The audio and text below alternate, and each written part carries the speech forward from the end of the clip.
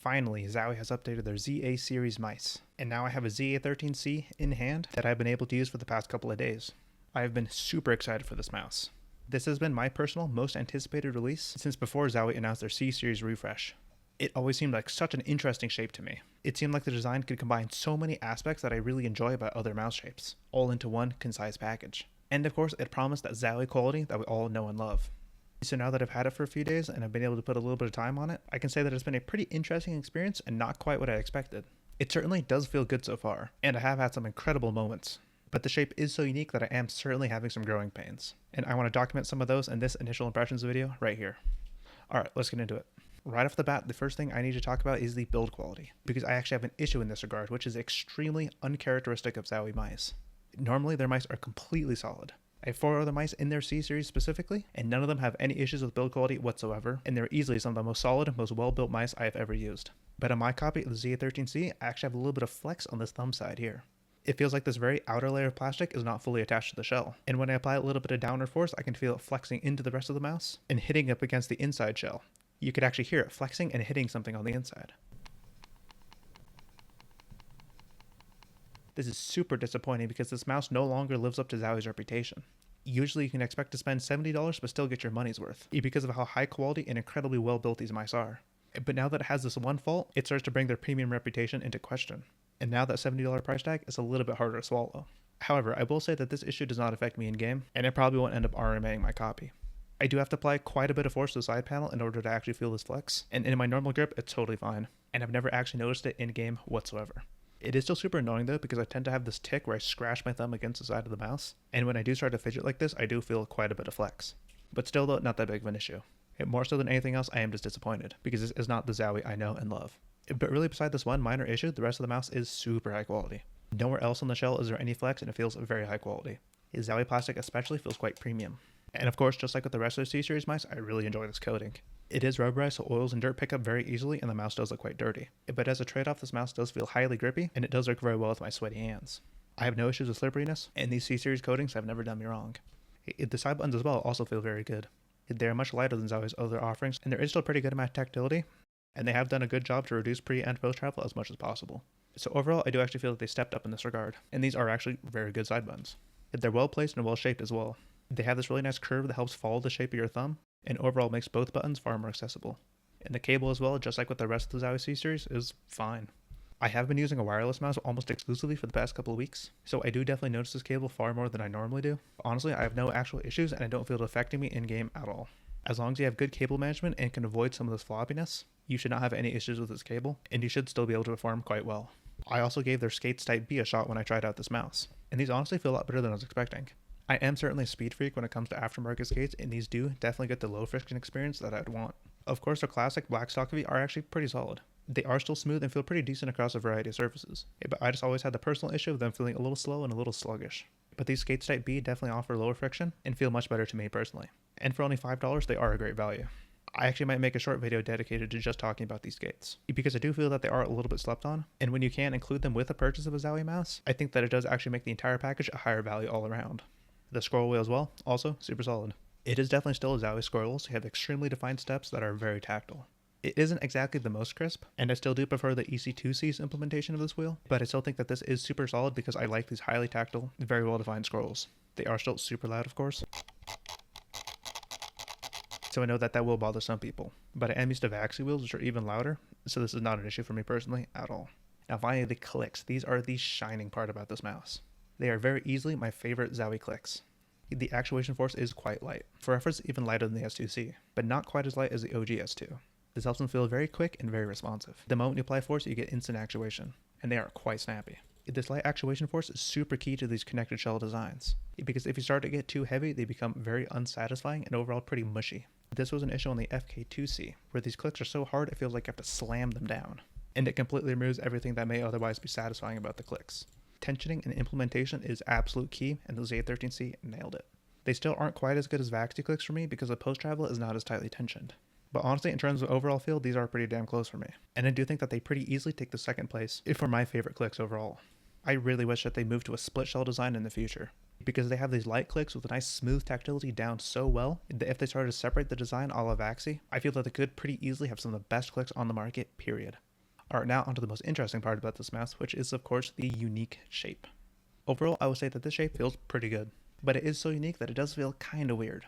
I am certainly having far more of an adjustment period than I thought, and I am nowhere near comfortable yet. I thought that theoretically this could be a pretty quick transition for me, because it does seem to combine a lot of other aspects that I enjoy about other mouse shapes. It has this very prominent, quite tall rear hump that can give my hand a lot of support on my normal pincher style claw grip. Then it also has a low button height and thin grip that I like about much smaller mice like the NP01S. I've used plenty of other mice that share features with this mouse, so I thought that would be pretty plug and play, and I would be able to get quick results pretty instantly. However, this design is much more unique than I thought it would be, and I'm having a surprising amount of growing pains. This is mostly due to its design being the most extreme I've ever seen. This is most visible when you look at the mouse from the side. Here you can see that this mouse has a very high hump. For reference, even taller than the S2. And then from this tallest point, it very quickly slopes off to the back, then aggressively tapers off to create a low button height. For reference, it's even just a tad lower than the FK2. It even has very aggressive curves from the underside. It swoops down to create a very thin grip width. It then has a very prominent flare to make a wide hump. These huge differences between where the mouse is at its highest and its lowest, and also at its thickest and its thinnest, is what ultimately creates this very strange, very unique feel. And no other mouse that I can think of has these extreme differences between their measurements. I think the best way that I can describe how this shape actually feels in hand is to explain it as a combination between the S2 and FK2 shapes. The S2's most prominent design feature is its rear-faced hump. It reaches its highest point at a very similar place on the ZA13, and the actual width of the very back portion is identical. However, the ZA13's hump is taller and rounder, so overall feels far more prominent and noticeable in hand. I've never used a mouse with a hump that feels like the ZA13, so I think that a taller and rounder S2's hump is probably the best way to think about it. But then with the FK2, its most prominent feature is its very low front. It has the same very low profile taper and an overall fairly thin grip width. But once again, the ZA13 takes us to the next level, and is noticeably thinner at the grip, and just like I said previously, slightly lower in the front. Therefore, the front overall feels more like the much smaller Viper Mini. So now that you can see that this shape is really more of a mashup between two totally different mice, one in the front, one in the back, you can kind of start to understand why this mouse feels so weird in hand. It takes all these very prominent, super iconic features and just blows them out to the extreme, then smashes them into one amalgamation of a shape. It is really weird and unlike anything else I have ever used. But I will say that it kinda works. So far, my performance has been quite excellent, and I think that this is the best my mouse control has ever felt. I have set multiple Kovac scores, and I've only used this mouse for a couple of days. This almost never happens, and I usually need a lot of time with the mouse shape in order to properly understand how to control it the best I can. But with this, on day 2 and 3, I was hitting brand new peaks. I think that this is largely due to me being able to have very good moments where I could combine the best of both worlds. That is, I can get the high stability from the very tall, pretty wide hump, and I could also get the precision feel from the very thin and low grip width. I'm able to leverage the supportive hump, as well as the lower, well at least for Zowie's, weight of 66 grams, to move this mouse very quickly and very efficiently. I feel super locked in on these very large, very aggressive motions. Then I can also correct my aim pretty well once I make the initial flick, because of how activated my hand feels due to the very thin and low grip. I could definitely see this design having a very high potential for phenomenal mouse control. In these raw aim settings like Kovacs, I could definitely see this mouse becoming my #1 scorer, as long as I'm able to get more comfortable with the shape and find a greater amount of consistency. Because all it stands now, all of my scores were big jumps in improvement, and I don't quite have that same level of consistency that can lead to the consistent marginal improvement that you want for long-term mechanically based gains. But if I can get that consistency down and combine it with the high peaks I'm already feeling, I could pretty easily see this becoming my #1 scorer, even over other mice I'm much more comfortable with, like the G303.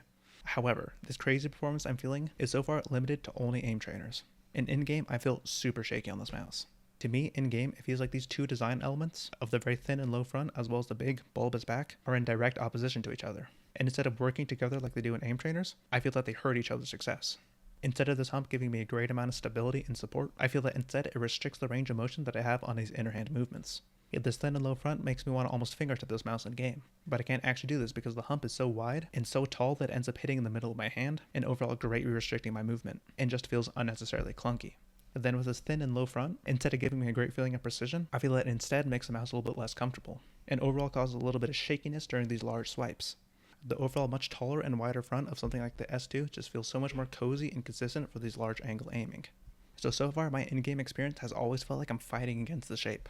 Almost no matter what I do, some issue arises somewhere, and I'm having a really hard time balancing these two forces in these practical applications. I think that the main reason this is happening to me is that the way that this mouse shape essentially combines two different mice in one is messing with my brain a little bit. I'm not quite sure yet how to use such a unique design, and I feel that a lot of my brain power is going into actually figuring out how to control my mouse properly. In situations like Kovacs, this is not an issue, because the only thing that I have to think about is purely controlling my mouse to click on the dots and listening to the music I have going in the background. But in-game, I have so many more things I need to worry about. I have to hard focus on my positioning, map awareness, crosshair placement, overall macro strategy, and so many more things that go into actually performing well in-game. And when my brain is divided across so many of these other tasks that are all arguably more important than aim, I don't have enough mental bandwidth to actually focus on how to use the shape properly. And my mouse control greatly suffers. This, in my opinion, is always the death sentence of a mouse. If you ever have to think about using it, if it requires even an ounce of your active mental concentration, every other part of your game will suffer. Your mouse control in the game has to be pure second nature. This is why something like aim training is so beneficial. When you could build up your requisite mouse control to the point where you never have to actively think about it in practical situations, you could give your full, undivided attention to all the things that actually matter about performing well in an FPS game. But if your aim is shaky, and you have to focus a lot on your actual mechanics, when you should be giving your undivided attention towards the game itself, you will absolutely suffer. And using a unique shape that you have to focus a little bit too much to use properly somewhat simulates this feeling of being a novice again, and you're essentially back to square one of constantly having to think about your aim. So while this mouse feeling very awkward in hand is a pretty major concern of mine right now, it actually is not the end of the world, not even close to it, because I have only used this mouse for a couple of days. That isn't nearly enough to learn a brand new shape, and in my opinion you would need at least a couple weeks, if not more, for something as unique as the ZA13-C. And once I do put a lot more time on this mouse, I do think that it will start to perform pretty well. All the pieces are there for me to get very good in-game aim. The only thing I need to do is get comfortable and learn how to actually practically apply all the good results I can get in aim trainer specific situations. I still don't think it's going to beat out the G303 for me personally, because like I said, this is literally a mouse designed for my exact grip style, but I could pretty easily see this being a number 2, and very likely my number 1 in Kovac specific situations. But for now, it's totally breaking my brain in game. I need to put in the hours and make this mouse second nature. Then I'll be able to properly evaluate it for all practical applications. If you want to see my more refined thoughts, please stick around the channel. I would absolutely love to see you all in the follow-up video.